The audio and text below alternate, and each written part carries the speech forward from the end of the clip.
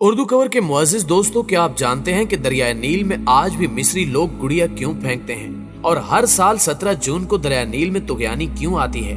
आज की ज़ेरे नज़र वीडियो में हम आपको दरियाए नील और मिस्री कौम के वो हक़ाइक़ बताएंगे जिन्हें सुनकर आपको कदीम मिस्री तहजीब के बारे में इल्म हो सकेगा।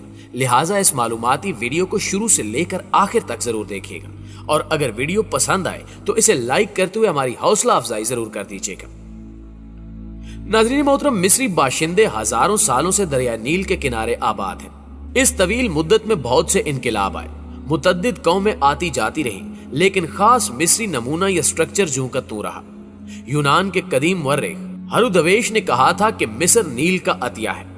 नील की वादी इंतहाई सरसब्ज़ो शादाब और जमीन हद दर्जा जरखेज है। शायद ही कोई दूसरी जमीन इस कदर जरखेज हो। दरिया नील ने बंजर रेगिस्तान को सब्ज़ाजारों में तब्दील कर दिया है। ये दरिया हबशा की जमीनों से खाद लेकर आता रहता है और मिस्र की जमीन को जरखेज कर देता है। दरिया नील दुनिया का दूसरा सबसे लंबा दरिया है। ये अजीम दरिया कदीम मिस्री बाशिंदों को बहुत पुरस्रार मालूम होता था। वो ताज्जुब करते थे कि इसमें हर साल बाकायदगी से अपने वक्त पर तुग़यानी कैसे आती है। इस बारे में तरह तरह के अफसाने घड़ लिए गए थे।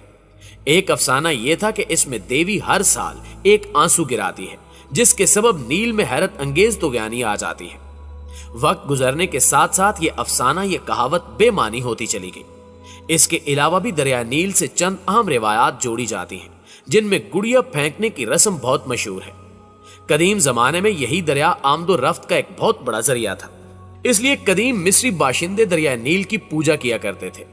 बकौल इन लोगों के जिंदगी की सारी रौनकें इसी दरिया पर ही मुनहसर है। तुग़यानी के जमाने में वो खौफ खाते थे। जब दरिया पानी से भर जाता तो वो नील के देवता के एजाज में त्यौहार मनाते और देवता की फयाजी के जवाब में एक दोशीज़ा को इसकी भीड़ चढ़ाते थे। लेकिन रफ्ता रफ्ता इस रस्म में तब्दीली आती गई और एक गुड़िया दरिया में फेंक कर रस्म अदा कर दी जाती थी।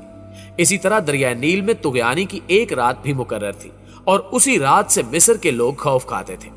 प्यारे साथियों, दरअसल 17 जून की रात को दरिया चढ़ना शुरू हो जाता था। मकामी लोग इसे लैलुल तकातीर यानी टपकने वाली रात के नाम से याद करते थे। मकामी तौर पर ऐसी सोच रखने वाले चंद लोग आज भी मौजूद हैं। जहां तक लैलुल तकातीर के हकीकी तसव्वुर का मामला है तो कुछ लोगों का अब यह भी कहना है कि टपकने से इनकी मुराद असीस नामी देवी के आंसू का टपकना है।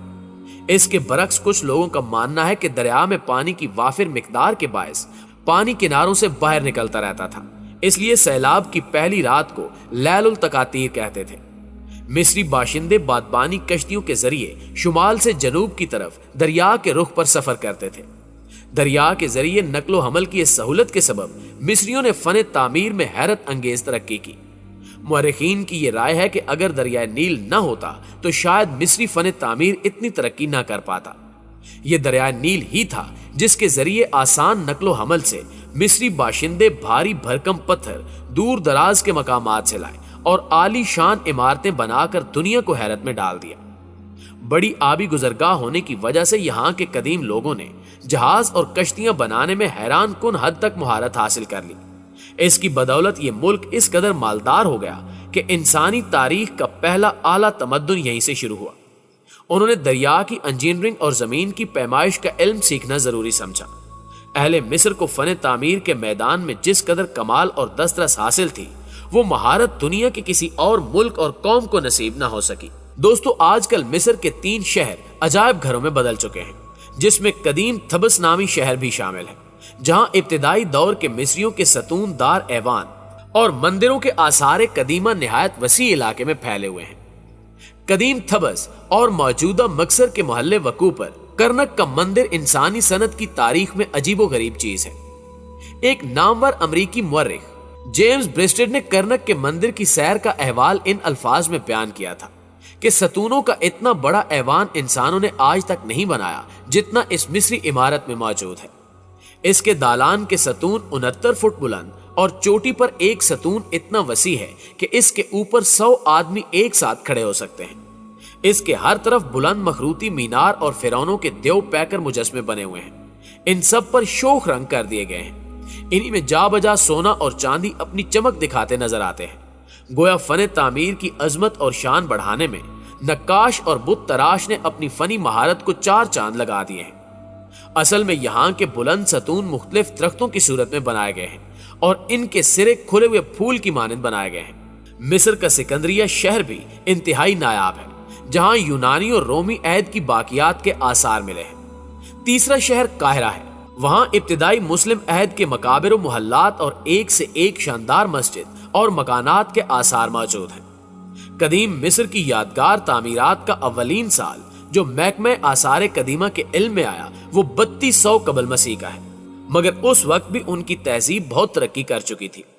مصری تعمیرات میں اس قدر کمال کی دسترس حاصل کر چکے تھے کہ یقین کرنا مشکل ہے۔ قدیم مصر کی سب سے بڑی یادگاروں میں اہرام مصر اور ابو الہول قابل ذکر ہیں۔ ابو الہول ایک بیٹھے ہوئے ببر شیر کا مجسمہ ہے جس کا سر انسان جیسا ہے۔ یہ گویا قوت اور دانائی کے یکجا ہونے کی رمزی صورت ہے۔ یہ دونوں اوصاف کسی بھی بادشاہ یا پوری قوم کے امتیاز کا باعث تصور کیے جاتے ہیں۔ جس طرح اہرام کی وسعت اور عظمت کا اندازہ سرسری نگاہ سے لگانا مشکل ہے، اسی طرح ابو الہول بھی ہمارے اندازے سے کہیں زیادہ بڑا ہے۔ اس کی بلندی 66 فٹ، کان 4 فٹ لمبے اور تقریباً 2 فٹ چوڑے ہیں، ناک 6 فٹ لمبی ہے۔